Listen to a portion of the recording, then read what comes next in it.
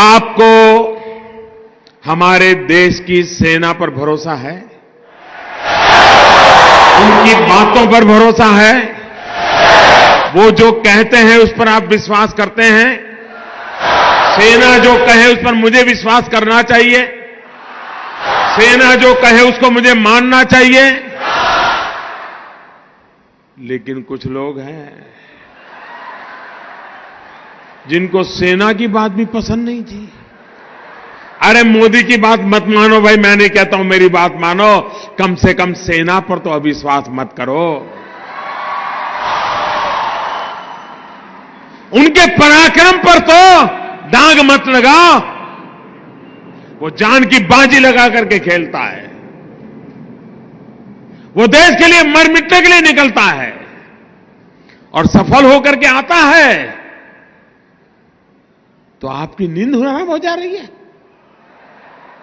और मान लीजिए ये हमारे सेना के लोग गए थे और मान लीजिए वहां कुछ हमारी योजना के हिसाब से ना हुआ होता और कुछ उल्टा हो गया होता तो ये लोग क्या करते? क्या करते मुझे बताइए? किसका इस्तीफा मांगते हैं? किसका इस्तीफा मांगते हैं? क्यों भाई? मतलब राजनीति आप कर रहे हो, अब सफल हो गए तो चिल्ला रहे हैं कि मोदी ने तो आर्मी का नाम ही नहीं देना चाहिए, जय जवान जय किसान भी नहीं बोलना चाहिए। क्या देश की सेना के जवानों का गौरव करना चाहिए कि नहीं करना चाहिए? उनका सम्मान करना चाहिए कि नहीं करना चाहिए? लेकिन इनके पेट में दर्द हो रहा है।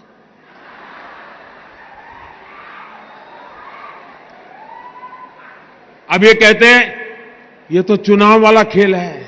जब सर्जिकल स्ट्राइक हमने पहली बार की तब कहां चुनाव था भाई? ये हमारा सिद्धांत है, हम घर में घुस के मारेंगे।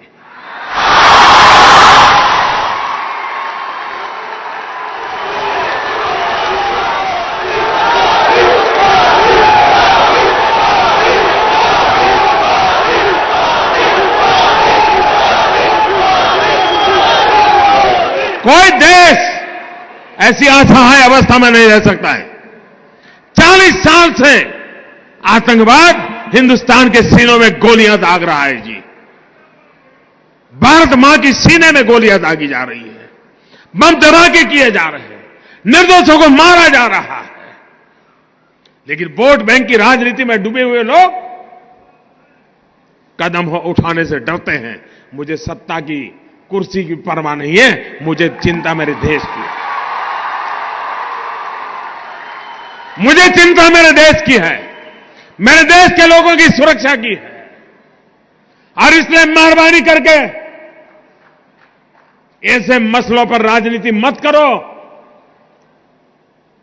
अरे मोदी कहता है कि मैंने इतने घर बनाए, उस पर विवाद करो ना। मोदी झूठ बोल रहा है, सच बोल रहा है, सही कह रहा है, नहीं करो ना विवाद। नहीं कर रहे, सेना को लेकर के करते हैं विवाद। मैं कहता हूं मेट्रो रेल लाया, आपको कहना होगा कि चलो नहीं लाया, मोदी झूठ बोल रहा है। करो विवाद, कौन मना करता है भाई? मैं कहता हूं मेडी सिटी बनाया, आप बोलो मोदी झूठ बोल रहा है, मेडी सिटी नहीं बनाए। बोलो ना, कौन मना करता है तुम्हें? मोदी को गाली देने के लिए कोई कम जगह है क्या? पूरा मैदान खाली पड़ा है और मोदी को कोई इतराज नहीं है। सेना को क्यों गाली देते हो? देश के वीर जवानों को क्यों बदनाम करते हो? उनका मनोबल क्यों तोड़ते हो?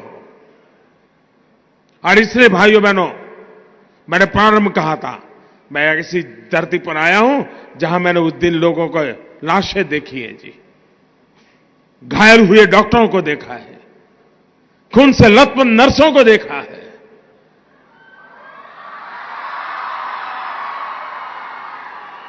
इसलिए मैंने कहा था मैं यहां आया हूं, खुल करके बोलूंगा।